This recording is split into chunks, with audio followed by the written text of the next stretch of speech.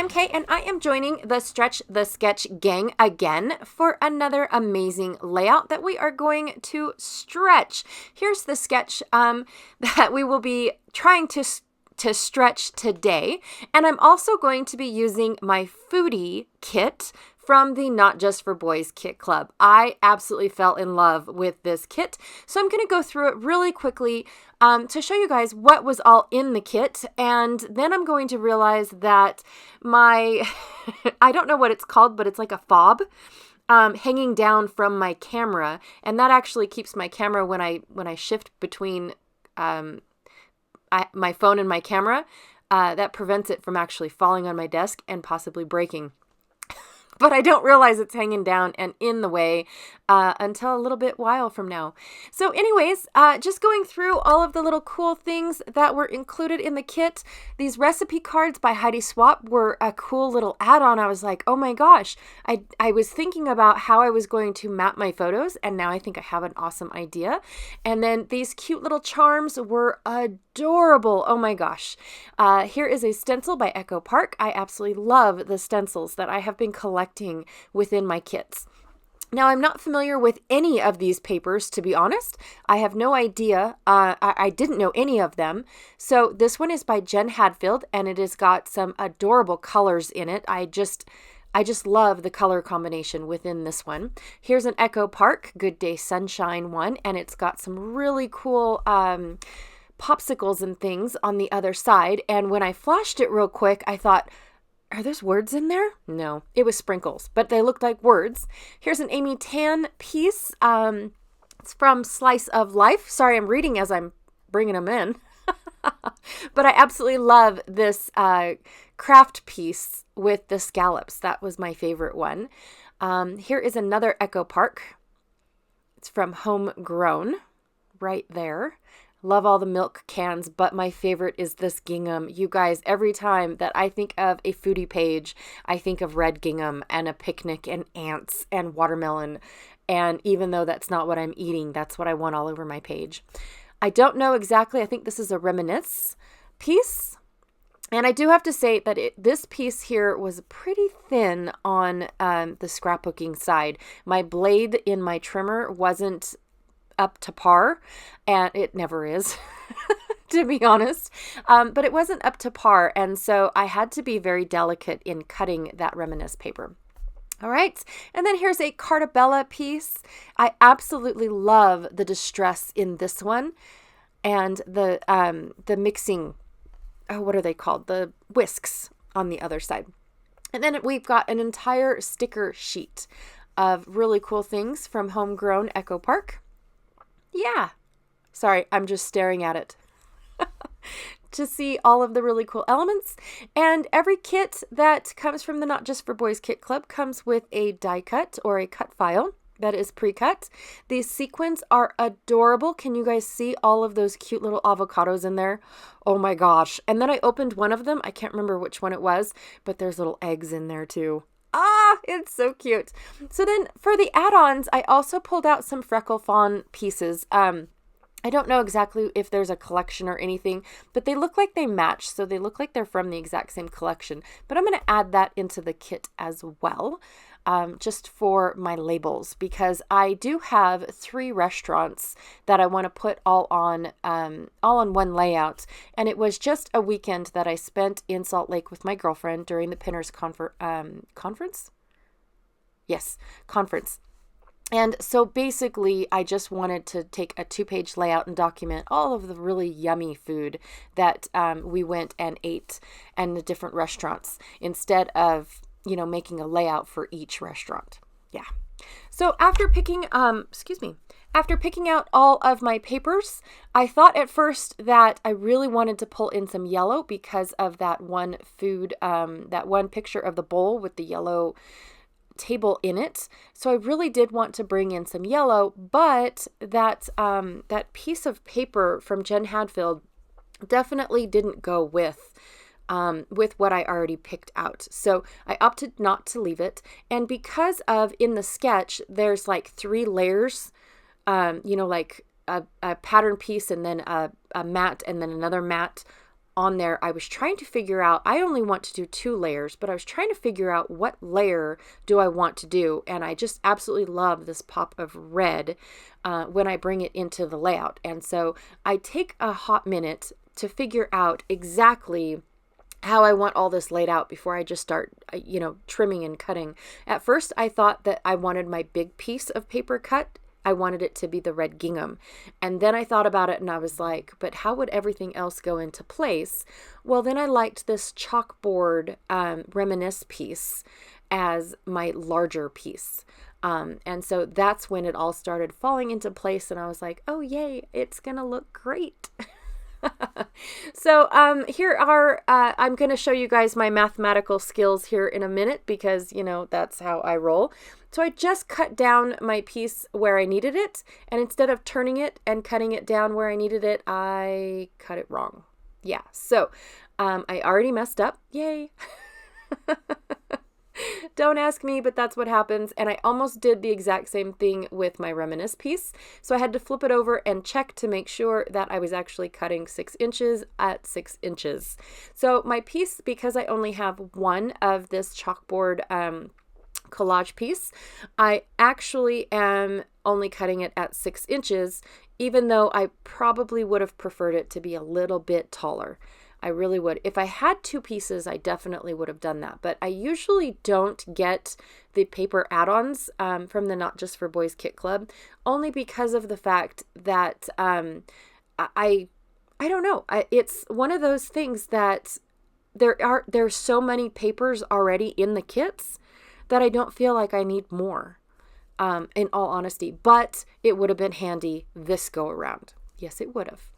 But I had no clue I was going to do a 2-pager until I thought about it. Isn't that weird? So I went ahead and I cut off my taller strip piece. So I did turn. One of the things was I forgot to talk about was the sketch. I was going to have the sketch be exactly the way it was with the photos going on top of each other and then stretch it going across the 2-page layout.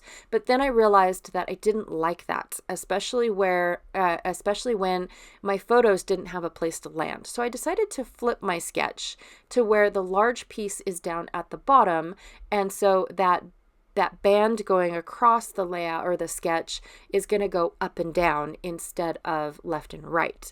And so I'm going to have all my photos going, down the length of the larger piece. So what I did with the little band was I widened it so that way I had a place for, it didn't look like I stretched the big piece. So I felt like that little tiny 1-inch band needed to be stretched as well, is basically what I'm trying to say. I'm just going the long way around of saying it. So I pulled out my Creative Memories circle cutter and I'm just going to cut my circles that are represented in the sketch. I do know that I went ahead and I started with the 2 circles that were originally in the sketch, but then I decided to add a 3rd circle over on my left side of the page just to bring that pattern onto both pages instead of all of it being stuck on the one page. Okay. Plus it helps kind of give me another spot for a title. This is actually going to have 2 titles on it. Not because I didn't know what I was going to do, but because of the fact that I kind of wanted a title and then a subtitle is where I was going. So I'm going to lay everything out. I'm going to shift it around, make sure I really, really like it before I commit. And then I'm going to go into my ink stash and go and pull out a red ink because I actually wanted to put that red cardstock that I picked out from earlier.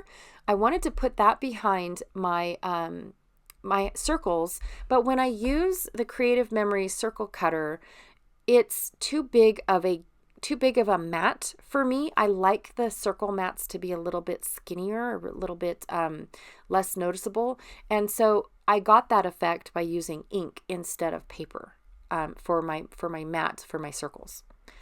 Just a little faux cheat there. And then I'm going to glue everything back in place. Now, I did originally put my black pieces down in the corner to where they are proportionate on the bottom gap and the the edge of the paper gap, if that makes any sense, the spacing.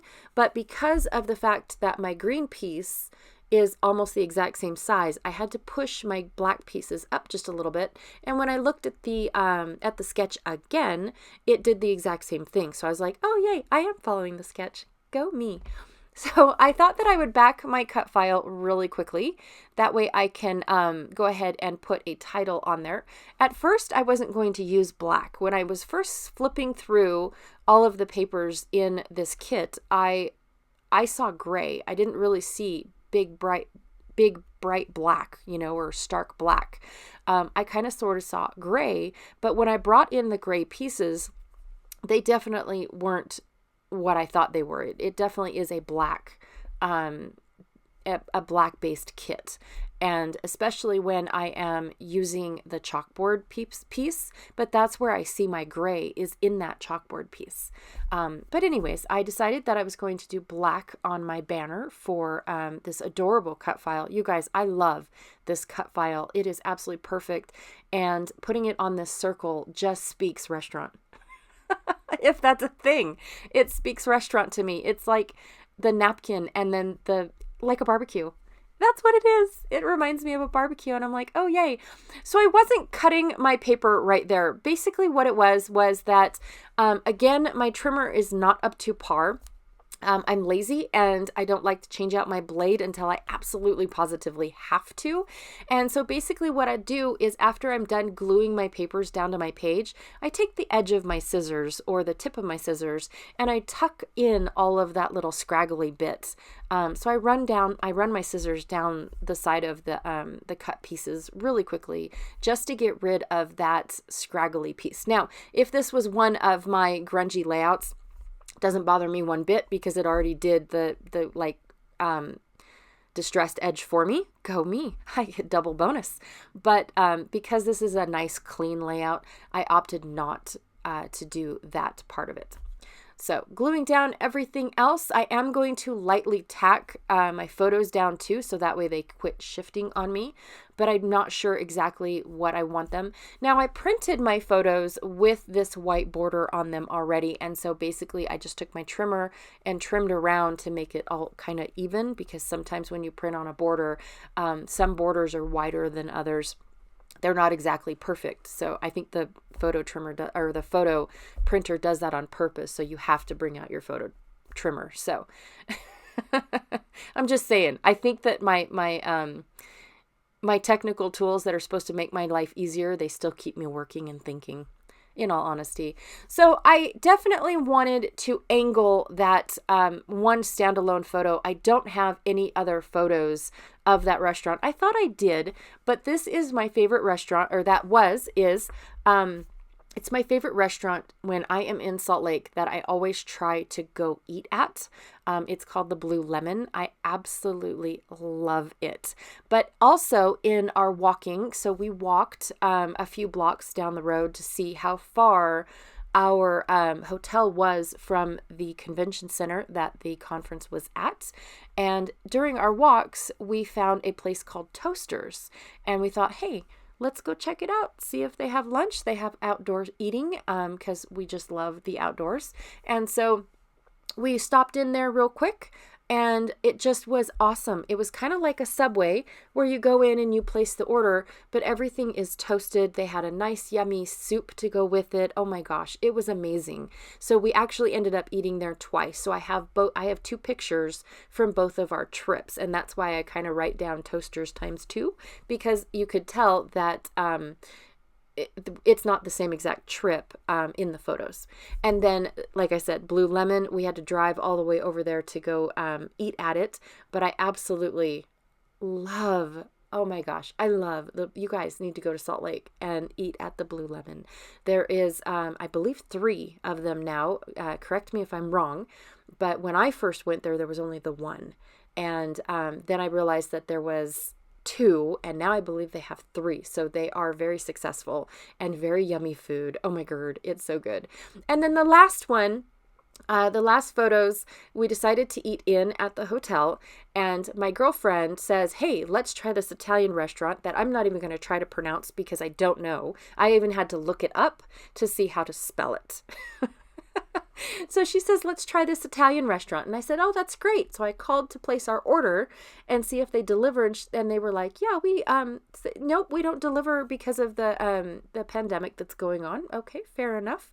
How do we get our food? But we don't want to dine in because, this is back in the day when they still had restrictions that you had to, cover and eat, have your mask on. And my girlfriend couldn't wear her mask. And there's like no button or pin or anything that you can say that says, I really have a panic attack when I wear my mask. And so we chose places that didn't require masks or had outdoor eating.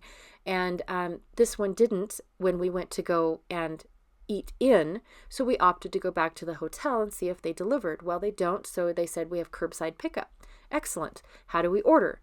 And he says, well, you have to go on the website. Okay, let's go to the website. Well, the only thing that you can order on the website is family meals. And I was like, oh, that's not bad. We can share a meal, right? Well, I picked a side. She picked a side, and then it came with all of these other things. It came with a salad. It came with breadsticks. It came with, oh my gosh, all this stuff. And so when we got our order, it was like a buffet of food for like 20 people. There was no way we were going to eat all this food. So I had to catalog it that we ended up with a bunch of food. And it's like, well, the guy could have told me that when we were thinking of ordering, but he didn't know how many people were in our party, right? Most people, and also, in all honesty, I'm familiar with Italian, and Italian like to eat big, like not big portions, but there's a lot to go with the meal. Like there's spaghetti and there's the bread and the lettuce and all that stuff, or the salad, I should say. So I do understand that, depending on the restaurant or the style of food that you're trying to order, it's going to be a big meal. But we had no clue, none whatsoever. We were expecting little teeny tiny takeout bins. But instead we got a buffet of food. Anyways, I am just finishing up the layout with a few of the embellishments that I picked out from my foodie kits. And I pulled out some twine that it's really old, close to my heart twine that I had sitting on my desk. And I wanted to wrap the charms around these Freckled Fawn chipboard words. That way the charms kind of still hung loose. Now, when I did the fork and knife above my girlfriend's head, I did not expect it to hang that low. I thought that I had figured it out just right to where it'll hang over to the right of her head. But I'm okay as long as it stays in the layout the way it's supposed to.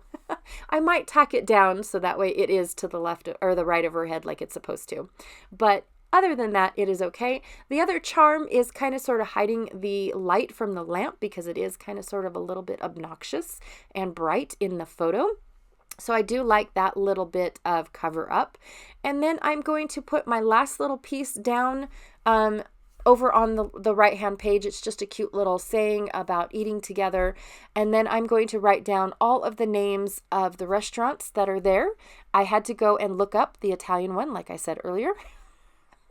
And then I'll do some journaling on the green portion going down toward, on that green strip that goes up and down. That's where all my journaling will go, in case you guys are curious.